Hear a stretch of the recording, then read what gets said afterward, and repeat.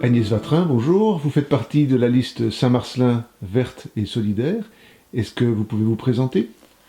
Alors, j'ai 69 ans, je suis retraitée, j'étais avant assistante sociale, une partie de ma carrière sur le terrain, et ensuite en tant que responsable d'équipe départementale.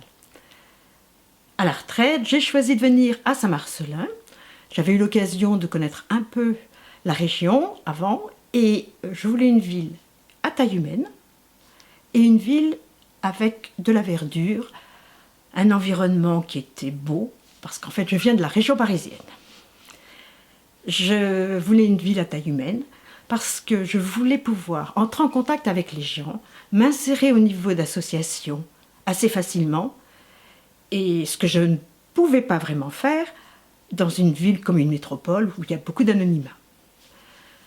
J'y suis bien, nous allons y rester, mon compagnon et moi-même, et je voudrais effectivement que la ville se développe et puisse continuer à m'offrir la qualité de vie à laquelle j'aspire pour moi, pour mes enfants, petits-enfants et pour l'ensemble des habitants. J'ai quand même eu conscience, depuis que je suis arrivée ici, du changement climatique, de ses conséquences, et qu'il fallait aussi changer nos mentalités, nos façons de consommer.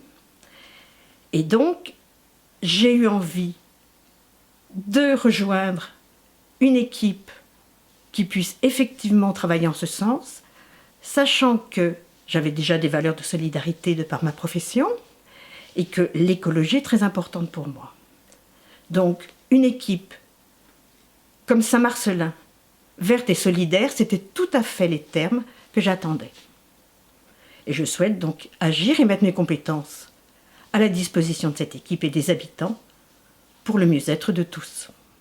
Alors, l'urgence sociale fait partie des préoccupations de la liste Saint-Marcellin verte et solidaire. Est-ce que vous pouvez nous dire quelques mots à ce sujet?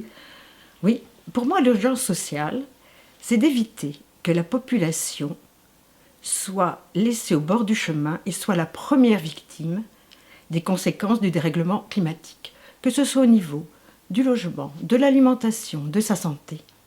Pour moi, ça n'était pas possible de laisser cette population seule face à ce défi. Voilà ce qui est pour moi l'urgence sociale, c'est-à-dire de les aider et de leur permettre d'accéder à tout ce que nous pourrons mettre en place pour effectivement éviter d'être les victimes de ce changement.